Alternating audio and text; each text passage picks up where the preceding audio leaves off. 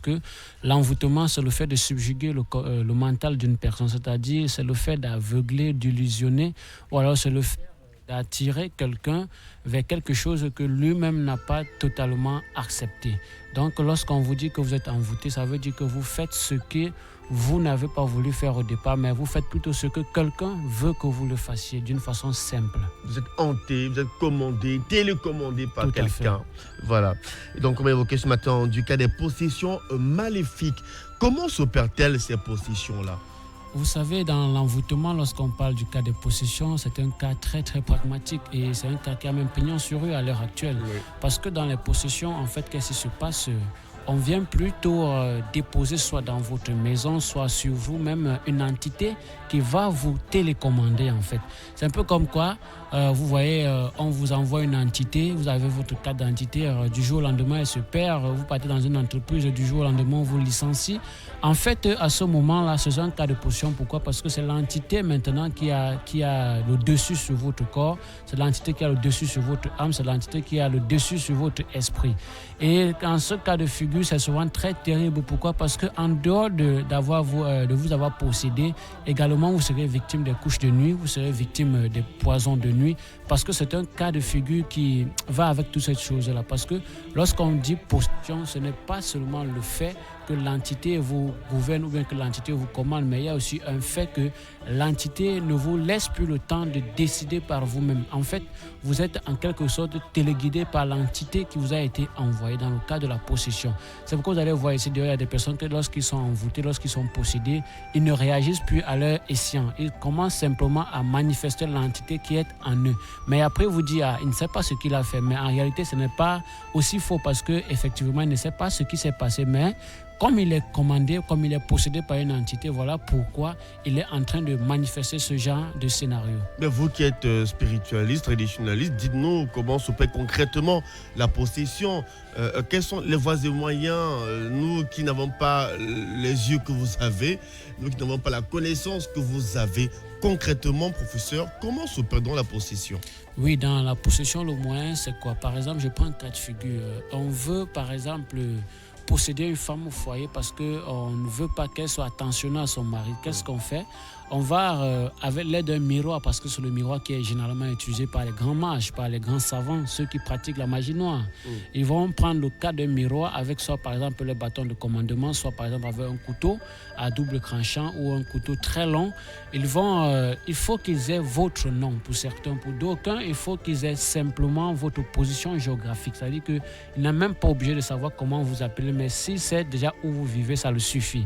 C'est à partir de là maintenant, avec certaines incantations négatives qui ne seraient pas tout au moins bonnes de donner ici sur le plateau. Merci de ne pas donner sur ce Oui, plateau, donc du coup, c'est avec ça maintenant qu'on va donc invoquer d'abord une entité et ensuite on va sur le plan physique maintenant, matériel, l'entité, c'est-à-dire que l'évoquer maintenant et leur donner à l'entité de venir faire X, Y, c'est-à-dire que ça va dépendre en fait des intentions de la personne qui l'invoque. Si on dit par exemple, va et possède cette femme, à partir de maintenant, il faut que tout ce que son mari lui dit, qu'elle ne fait plus.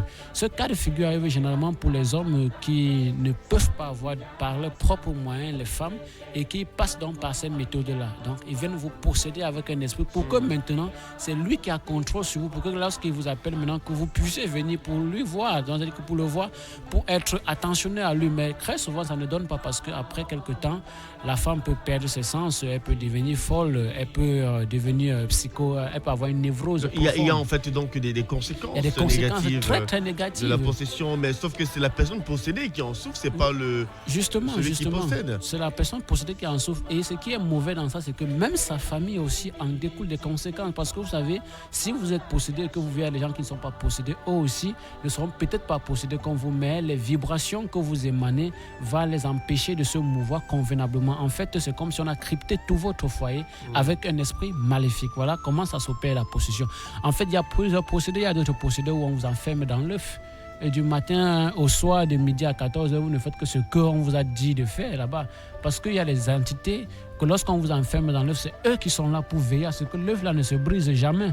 Alors si vous n'êtes pas fort ou alors si vous n'avez pas quelqu'un proche de vous pour vous enlever de là, ce ne sera pas facile. Il y a d'autres personnes dans les bouteilles qu'on enferme, il y a d'autres personnes qu'on va au pied d'une plante maléfique parce qu'il y a des plantes maléfiques. C'est là-bas qu'on les enferme, on met le âme à l'intérieur, on les possède comme ça. Il y a d'autres personnes même qu'on envoie des larves, parce qu'il y a des larves, vous savez que partout vous allez, ça vous suit. Vous voyez par exemple, vous êtes une femme, vous marchez à la rue, on ne vous regarde pas. Pourtant, vous êtes une belle femme, mais on ne peut pas vous appeler pour dire « Ah madame, vous êtes intéressante ». On ne vous regarde pas, vous faites un travail, mais vous êtes là sur le même poste depuis il y a 10 ans, depuis il y a 14 ans, sur le même poste. En fait, vous n'évoluez pas, c'est-à-dire que vous êtes possédé d'une façon indirecte, mais qui joue en grande partie à 92% dans votre vie. Tant matrimoniale que des filles qui ont formulé des plaintes en me racontant leur histoire, comme quoi ça va faire pratiquement 3 années aujourd'hui, elles n'ont pas une relation sérieuse. Chaque fois qu'un homme vient, il s'en va, illico presto, il s'en va rapidement. Elles ne savent plus à quel sens se vouer. Elles se demandaient si elles sont possédées, si elles dégagent une mauvaise énergie. Elles ne comprennent pas en fait ce qui se passe. Pourtant, de très belles femmes. Tout à fait. En ce cas, c'est la possession, mais sauf que c'est la possession au niveau du masque facial. Ce qu'on vous fait, c'est qu'on vous donne un masque facial. Ça veut dire que vous êtes là tout bonnement, vous-même, vous ne savez pas que vous avez un masque. Ça veut dire que celui qui passe, par exemple, si Chlorel passe, Chlorel ne peut pas la voir dans son intégrité féminine. Chlorel va simplement voir une personne qui passe, mais en fait, ça ne va pas retenir votre attention. C'est-à-dire qu'elle est là comme si elle n'est pas là, en fait. Elle est là parce que lorsqu'on vous pose le masque facial, mon frère, même si vous avez tellement d'argent, sachez que vous allez rester comme ça. Et puis, vous allez vous morfondre parce qu'aujourd'hui, le sorcier négatif, qu'est-ce qu'il fait? Il ne veut plus vous tuer. Il vous possède, il vous envoie de telle sorte que c'est vous-même qui allez chercher à mourir. C'est vous-même qui allez chercher à vous suicider. C'est un peu comme ça se passe. C'est-à-dire que ces femmes-là sont plutôt victimes du masque facial. Restons dans la possession cette fois-ci en vous demandant est-il possible de posséder quelqu'un à travers des urines? Oui, c'est aussi possible. Ça, c'est un cas de figure qu'il faudrait qu'on examine de plus près et qu'on parle beaucoup. Parce que vous savez, lorsqu'on parle du cas d'urine, je prends d'abord un cas simple pour que tout le monde puisse comprendre. Lorsqu'on vous dit par exemple de prendre vos urines pour laver le visage avec dans le cas de déblocage, généralement avant de le faire, il faut vous poser 3 questions. Est-ce que je mange bio? Est-ce que je ne mange pas trop chimique? Est-ce que mon alimentation est contrôlée?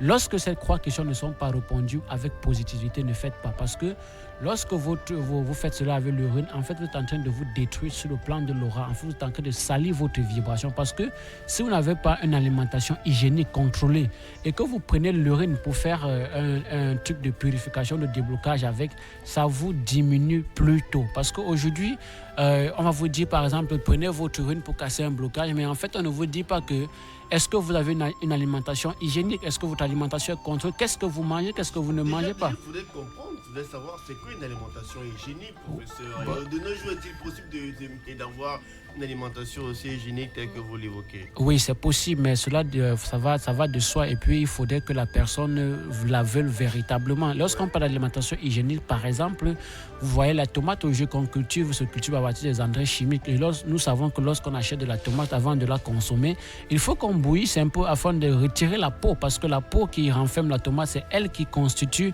en grande partie à 85% tous les engrais qui sont renfermés dans la tomate. Or, lorsque vous avez donc cette attitude de revenir sur votre alimentation, de ne pas manger trop congelé, par exemple. On va dans les poissonneries, je ne demande pas aux gens de ne pas aller, mais je dis, il faut diminuer la quantité en fait. C'est-à-dire que essayez parfois de manger frais. Allez à la rivière, voir les pêcheurs, acheter du poisson frais par exemple. Quand vous achetez des légumes, lavez avec du vinaigre pour dégager la toxicité. C'est-à-dire c'est cette façon-là qui rend votre alimentation un peu plus convenable. On ne peut pas totalement se défaire de la chimique à l'heure actuelle avec le modernisme en cours, mais on peut faire l'effort d'éviter au maximum les dégâts ou les dégâts que ça va commettre dans l'organisme.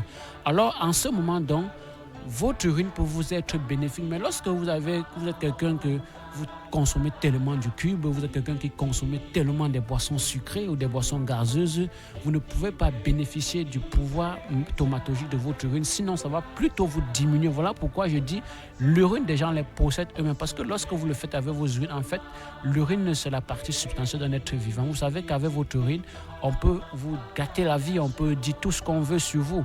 C'est pourquoi généralement les gens qui pissent en route, on a dit lorsque vous finissez de pisser, il faut cracher là-dessus. C'est pour cristalliser sécuriser l'endroit pour que quelqu'un ne vienne pas derrière vous prélever cette urine-là pour aller vous posséder. Parce que si vous ne le faites pas, il peut rentrer avec votre urine, il peut vous posséder. C'est comme ça que ça se passe. Voilà pourquoi à ce niveau, il faudrait que l'alimentation des uns des autres soit méticuleuse et soit aussi contrôlée.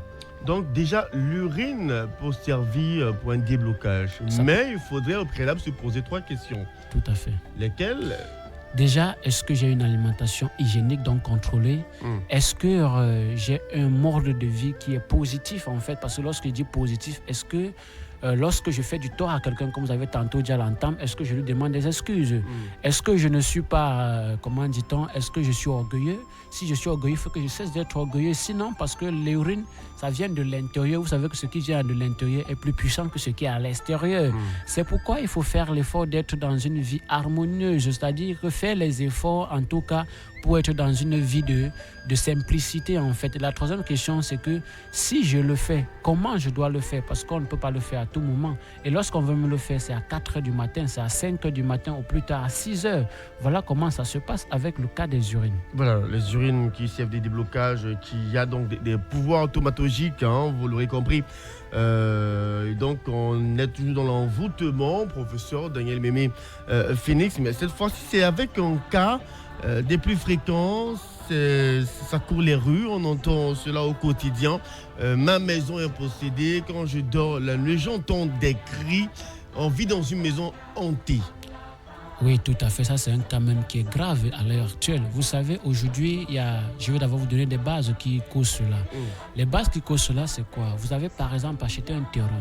Vous êtes allé sur ce terrain, vous avez directement construit, sans par exemple aller voir un géomantien, c'est-à-dire par exemple un traditionnaliste, par exemple peut-être un imam ou un pasteur, c'est-à-dire que vous n'avez pas rencontré un homme qui maîtrise les sciences occultes pour qu'il vérifie si ce terrain n'est pas possédé par les énergies négatives.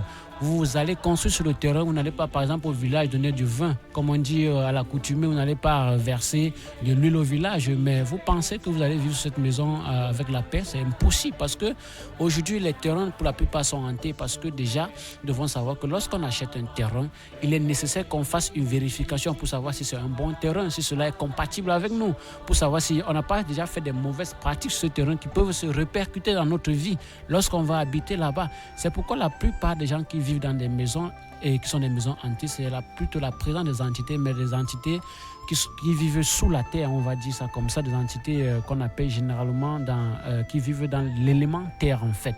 Parce qu'à ce niveau, ce sont des entités qui sont tellement là pour vous nuire. C'est pourquoi, lorsque vous avez ce genre de maison, il faut déjà regarder la nuit. Par exemple, vous ne dormez pas parce que vous comprenez des bruits à partir de 22h, 23h. Les enfants pleurent seuls.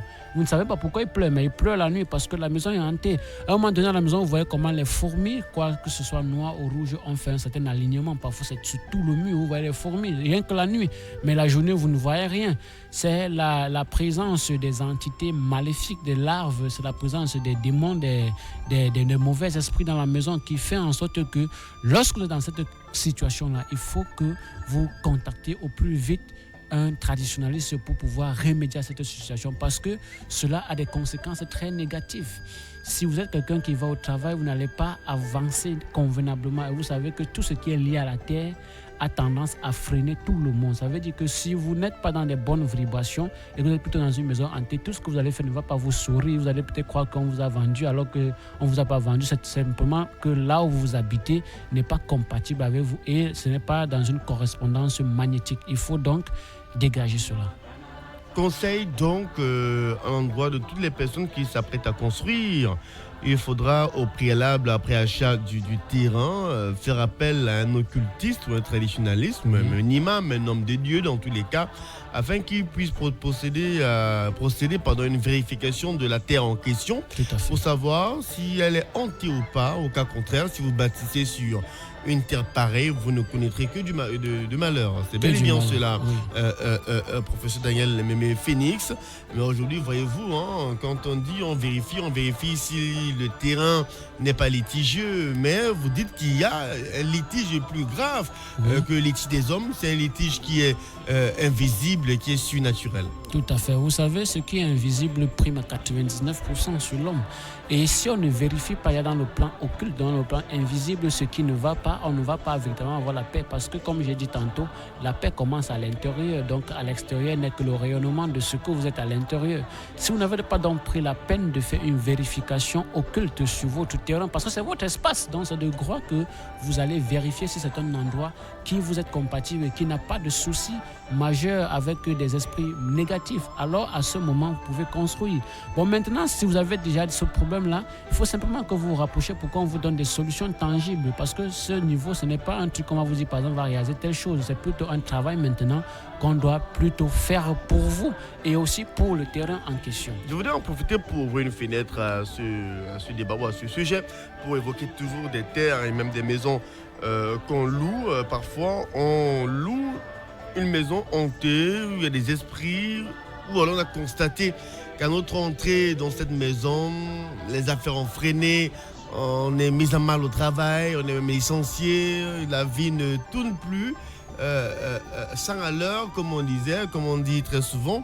Mais que doit-on faire quand on décide d'entrer dans une maison en location? Y a-t-il des pratiques à observer ou bien? Il y a des pratiques à observer, évidemment. Déjà, premièrement, lorsque vous allez nouvellement dans une maison, ce qu'il faut faire, c'est qu'avant d'intégrer vos affaires là-bas, allez, si le sol est lavable, c'est-à-dire du carreau ou du ciment, si ce n'est pas comme au village, quoi.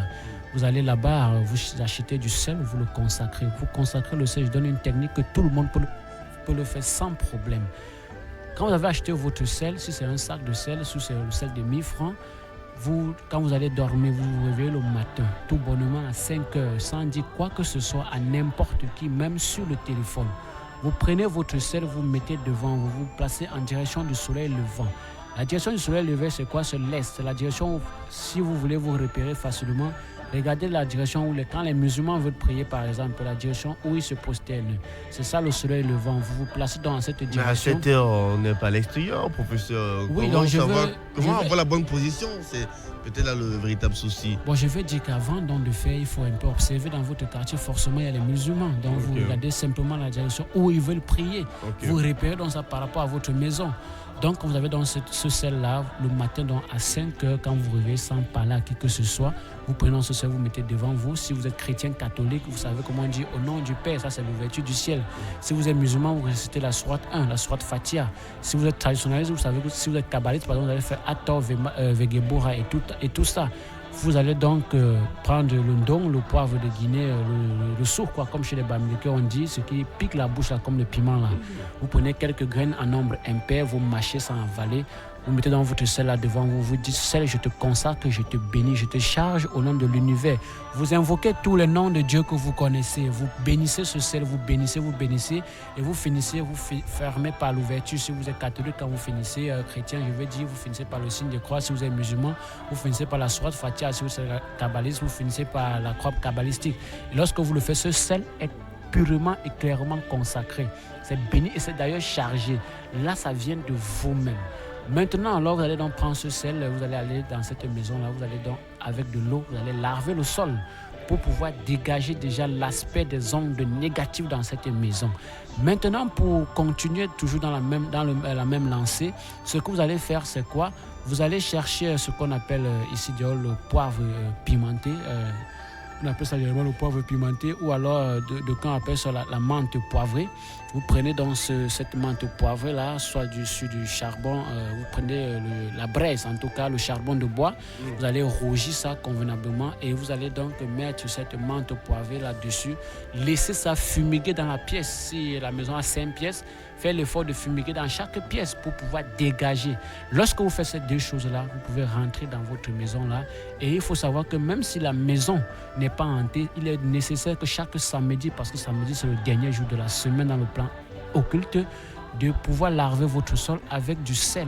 C'est-à-dire que l'eau mélangée avec du sel, par exemple, pour acheter un bon parfum, vous lavez votre sol avec ça. Ça permet que tout ce que vous avez accumulé durant la semaine de dimanche à vendredi puisse être en même temps détruit. Vous en débarrassez. Oui, tout à fait.